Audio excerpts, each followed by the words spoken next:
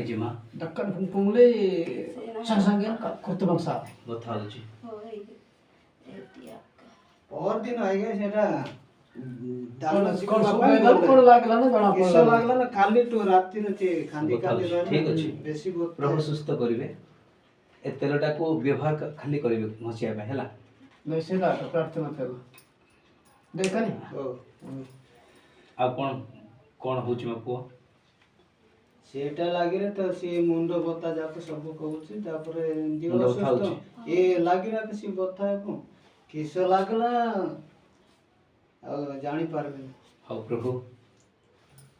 ଏଇ ତୈଳ ପ୍ରଭୁ ଅନେକ ରୋଗୀମାନଙ୍କୁ ତୈଳ ଦ୍ୱାରା ସୁସ୍ଥ କରୁଥିଲେ ପ୍ରଭୁ ଆଉ ତୁମ୍ଭରି ପବିତ୍ର ଆତ୍ମାଙ୍କ ତୈଳ ଆରୋଗ୍ୟକାରୀ ତୈଳ ହଉ ଯେତେ ବଡ଼ ସମସ୍ୟା ଥାଉ ଯେତେ ବଡ଼ ବିପଦ ଥାଉ ଯେତେ ବଡ଼ ରୋଗ ଥାଉ ଯୀଶୁ ନାମରେ ମୁଁ ଆଦେଶ କରୁଛି ସୁସ୍ଥ ହେଇଯାଉ ପ୍ରଭୁ ହଠାତ୍ ଅଚାନକ ମାଙ୍କର ପ୍ରଭୁ ଗୋଡ଼ରେ ବ୍ୟଥା ହେଲା ପ୍ରଭୁ ପ୍ରଭୁ କୌଣସି ଶତ୍ରୁ ଆକ୍ରମଣ କରି ଯଦି କୌଣସି କରିଥିବେ କି ସର୍ପ ଯଦି କୌଣସି ପ୍ରକାର ମଧ୍ୟ ଆଘାତ କରିଥିବ ବା କୌଣସି କଣ୍ଟା ଗୁଡ଼ାକ ମଧ୍ୟ ଯଦି ଚକୁଡ଼ିଥିବ ତାହେଲେ ମୁଁ ପ୍ରାର୍ଥନା କରୁଛି ପ୍ରଭୁ ତୁମେ ମୋର ପ୍ରାର୍ଥନା ଶୁଣ ଏବଂ ଉତ୍ତର ଦିଅ ପ୍ରଭୁ you are healing power of the God you are healer Jesus ଯୀଶୁ ନାମ ଧରି ମୁଁ ପ୍ରାର୍ଥନା କରୁଛି ପ୍ରଭୁ ତମେ ସୁସ୍ଥ କର ପ୍ରଭୁ ଆରୋଗ୍ୟ କର ପ୍ରଭୁ ତମେ ମୋତେ ଯୋଉ ପ୍ରେମ କରି ଦାନ ଦେଇଛ ପ୍ରଭୁ ଯାଅ ଅନେକ ରୋଗୀମାନଙ୍କୁ ତୁମେ ସୁସ୍ଥ କର ବୋଲି କହିଛ ପ୍ରଭୁ ମୋତେ ବାହୁରେ ଧରି ପ୍ରଭୁ ଯଦି ତୁମ ଦୁଷ୍ଟ ଅନୁଗ୍ରହ ପ୍ରାପ୍ତ ହେଇଅଛି ତାହେଲେ ତୁମେ ମୋର ପ୍ରାର୍ଥନା ଶୁଣ ମାଙ୍କୁ ତୁମେ ସୁସ୍ଥ କର ପ୍ରଭୁ ତୁମ ନାମରେ ଗୌରବ କରିବି ପ୍ରଶଂସା କରିବି ସେମାନେ ବିଶ୍ୱାସ କରନ୍ତୁ ପ୍ରଭୁ ସେମାନେ ବିଶ୍ୱାସ ସହିତ ପ୍ରଭୁ ଡାକିଛନ୍ତି ତୁମ ଗୃହକୁ ତୁମେ ଆଶୀର୍ବାଦ କର ପ୍ରଭୁ ତାଙ୍କ ସ୍ୱାମୀଙ୍କ ପାଇଁ ମଧ୍ୟ ମୁଁ ପ୍ରାର୍ଥନା କରୁଛି ପ୍ରଭୁ ତୁମେ ମହାନ ପରମେଶ୍ୱର ତୁମେ ହୁଅ ଏବଂ ତାଙ୍କର ଭାର୍ଯ୍ୟାଙ୍କୁ ସହଧର୍ମିଣୀକୁ ଆଶୀର୍ବାଦ କର ପ୍ରଭୁ ତାଙ୍କ ମସ୍ତକରେ ପ୍ରଭୁ ତୁମର ଜୀବନ୍ତ ବାକ୍ୟ ଥଇଲି ରାଜା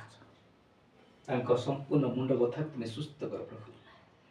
ପ୍ରାର୍ଥନା ଶ୍ରବଣକାରୀ ଯୀଶୁ ତୁ ପ୍ରାର୍ଥନା ଉତ୍ତର ଦେବା ଯୀଶୁ ତୁମେ ତୁମରି ମହାନ ଅନୁଗ୍ରହ ଆଶୀର୍ବାଦ ମାଙ୍କ ଉପରେ ଢାଳି ଦିଅ ପ୍ରାର୍ଥନା ଶୁଣିଲ ବୋଲି ଧନ୍ୟବାଦ ଦିଏ ପ୍ରଭୁ ତାଙ୍କର ସ୍ୱାମୀଙ୍କ ପାଇଁ ମଧ୍ୟ ମୁଁ ପ୍ରାର୍ଥନା କରେ ପ୍ରଭୁ ତୁମେ ଆସ୍ତେ ତୁମେ କାର୍ଯ୍ୟ କରୁଛ ଧନ୍ୟବାଦ ଦିଏ ପ୍ରଭୁ ତୁମରି ମହାନ ଗୌରବ ପ୍ରଶଂସା ହଉ Thank you Lord Jesus hallelujah praise the Lord Jesus hallelujah hallelujah hallelujah hallelujah ପରାକ୍ରମ ଗୌରବ ଧନ ଜ୍ଞାନମାନ ପରମେଶ୍ୱର ତୁମେ ହୁଅ ରାଜା ମାନଙ୍କର ରାଜା ହୁଅ ତୁମେ 24 ପ୍ରାଚୀନ ଚାରି ବାଣୀ ଉବଡ଼ ହୋଇ ତୁମଠାରେ ପ୍ରାର୍ଥନା କରନ୍ତି ଦିବାରାତ୍ର କର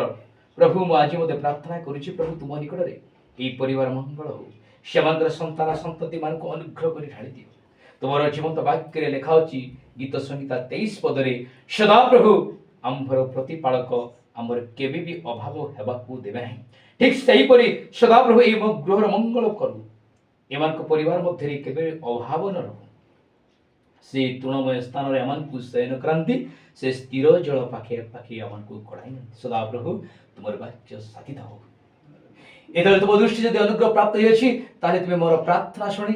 ଦୁଇ ପ୍ରାଣୀକୁ ବିଶେଷ ଅନୁଗ୍ରହ ପ୍ରଦାନ କର ରୋଗରୁ ତୁମକୁ ମୁକ୍ତି ଦିଅ ପ୍ରଭୁ ତୁମେ ମୁକ୍ତି କର ତୁମର ଦାସମାନଙ୍କ ସହିତ ପ୍ରଭୁ ପ୍ରାର୍ଥନା କରୁଛୁ ଏଥିରେ ତୁମେ ଆଶୀର୍ବାଦ କର ପ୍ରାର୍ଥନା ଶୁଣିଲ ଉତ୍ତର ଦେଲ ବୋଲି ଗୌରବ ସମ୍ଭ୍ରମ ପୂଜା ପ୍ରଶଂସା ତୁମେ ପାଅ ବୋଲି ପ୍ରିୟ ତମ ଯୀଶୁ ନାମରେ ପ୍ରାର୍ଥନା ମାଗିବୁ ଆମେନ୍ ହଉ ପ୍ରଭୁଙ୍କର ଗୌରବ ହଉ